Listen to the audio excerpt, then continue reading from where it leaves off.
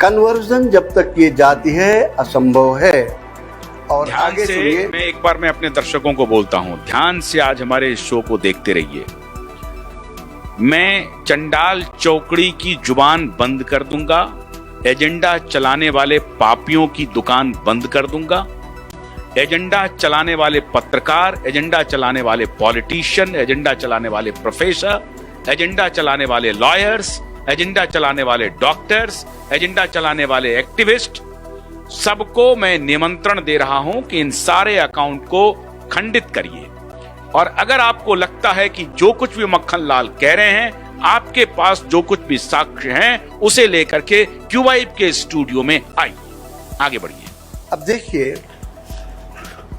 Lord Cornwallis लिखते हैं 27 दिसंबर को, the fear of losing caste is making conversion impossible.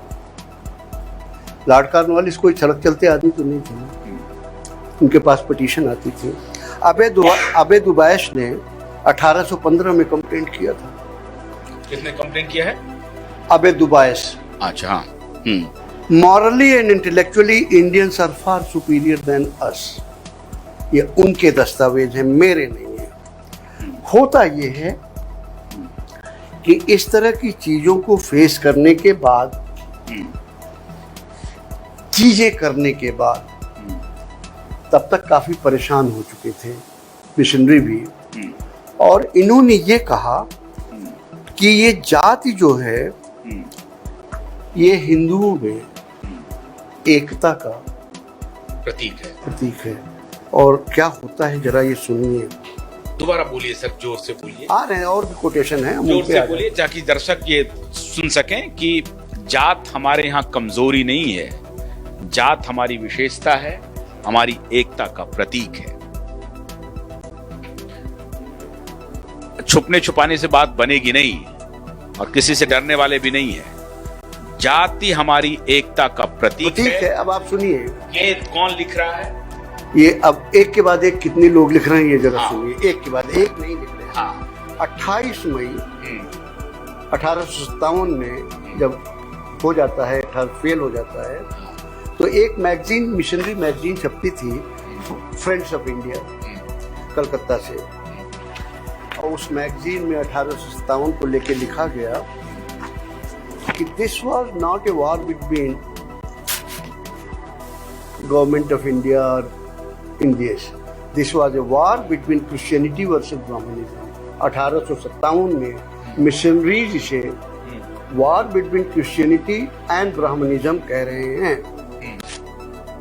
क्यों कह रहे हैं ये भी जरा सुन लीजिए। ये ब्राह्मणिज्म शब्द का प्रयोग पहले अंग्रेजों ने शुरू किया, पहले नहीं था, लेकिन अभी उस पर हम नहीं जाएंगे। लेके चलिए, ब्राह्मणिज्म का मतलब सनातन धर्म, इसको इतना ले, सनातन धर्म। उस जमाने के सबसे ज्यादा रिस्पेक्टेड मिशनरी थे अलेक्जेंडर डफ। 14 जुलाई 1958 को वो लिखते हैं, if the government had acted against जाति व्यवस्था then the whole structure of Hinduism would have collapsed। ये सब चीज़ें अगर कही जा रही हैं कि अगर सरकार ने जात व्यवस्था के खिलाफ काम किया होता तो हिंदू समाज अब तक बिखर चुका होता। इसका क्या मतलब है? जात ही संगठित की हुई थी। और आगे सुनिए, आफ्टर ऑल जात is the basis of strong structure of Hinduism. ये 14 जुलाई 1858 का है।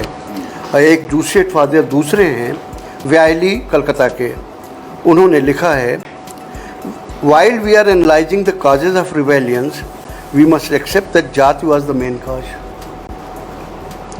If there was no jati there would not have been any rebellion. पहली बात तो उन्होंने जाति को अपना एनिमी माना और ये माना कि जो जाति है, जाति ने पूरे समाज को संगठित कर रखा है। ये अब तक क्लियर हो गया है।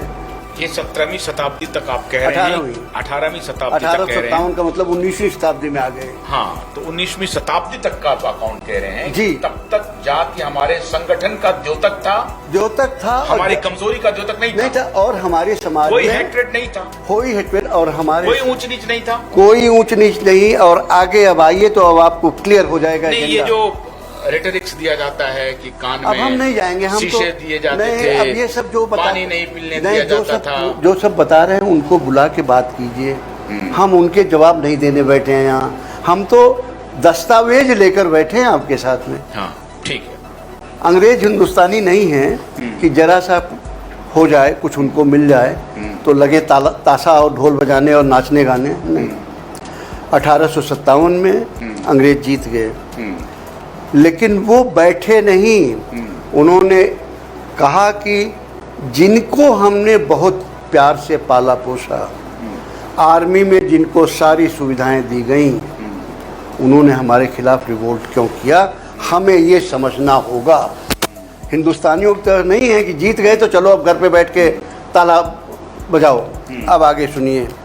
तो ब्रिटिश गवर्नमेंट ने, बहुत सुंदर है, ब्रिटिश गवर्नमेंट ने एक कमीशन बिठाया ये जानने के लिए कि ये रिवोल्ट क्यों हुआ, आगे ऐसे रिवोल्ट ना हो उसके लिए क्या किया जाए, दोनों कंडीशन। और वो रिपोर्ट बहुत फेमस है, आप अगर गूगल पे टाइप कीजिए मिल जाएगी। मेजर जनरल जोनाथन पील कमीशन रिपोर्ट के नाम से फेमस है ये, मेजर जनरल जोनाथन पील कमीशन। और इन्होंने अपनी रिपोर्ट 10-20 साल नहीं लगाए, 15 जुलाई 1858 को रिपोर्ट सबमिट कर दी।